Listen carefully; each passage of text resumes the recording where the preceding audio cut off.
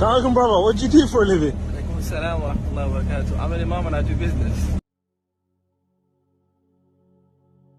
Assalamu alaikum mes frères et sœurs. Bienvenue dans ce nouvel épisode du quotidien musulman. Juste avant de commencer, j'ai créé un nouveau canal Telegram pour vous partager de l'actualité concernant les musulmans, des rappels et je vous fais même participer au prochain sujet des vidéos. Pour nous rejoindre, c'est simple, c'est le premier lien dans la description. L'homme que vous avez vu sur la vidéo est un imam qui vit au Royaume-Uni.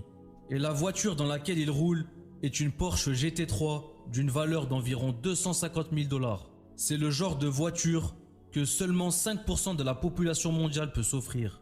L'image peut sembler choquante parce que les imams sont discrets en général et on les voit rarement se mettre en avant avec du matériel de valeur.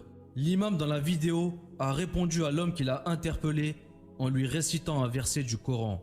Allah says, فَإِذَا قُضِيَتِ الصَّلَاةُ فَانْتَشِرُوا فِي الْأَرْضِ وَابْتَغُوا مِنْ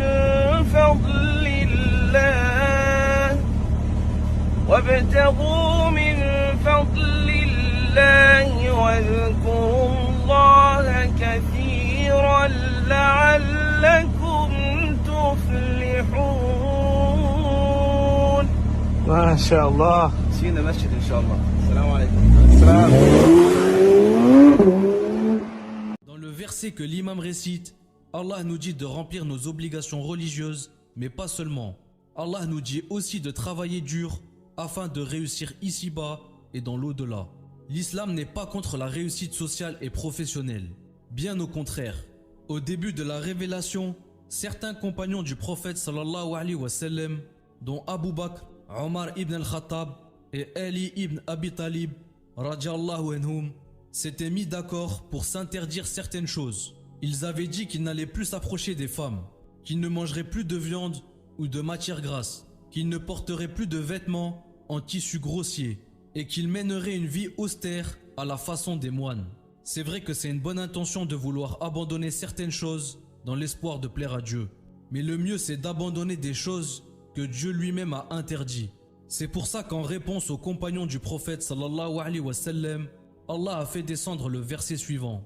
Ô les croyants, ne déclarez pas illicites les bonnes choses qu'Allah vous a rendues licites. Et ne transgressez pas, Allah en vérité n'aime pas les transgresseurs.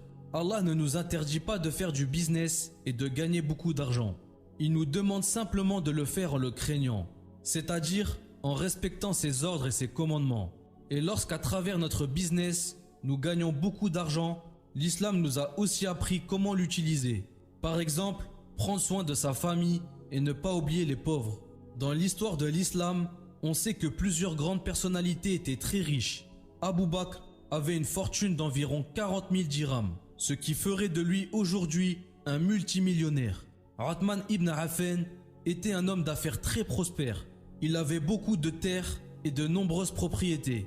Sa fortune continue d'être utilisée dans les œuvres charitables jusqu'à aujourd'hui. Subhanallah, l'imam Abu Hanifa était un excellent commerçant.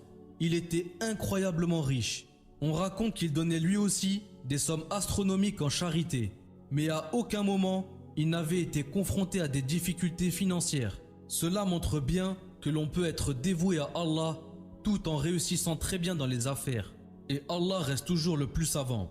N'oubliez pas de nous rejoindre sur Telegram. Je partage avec vous de l'actualité, des rappels et vous participerez également au prochain sujet des vidéos. C'est le premier lien dans la description. On se retrouve tout de suite dans le groupe. Que la paix soit sur vous et vos familles. Wassalamu alaikum.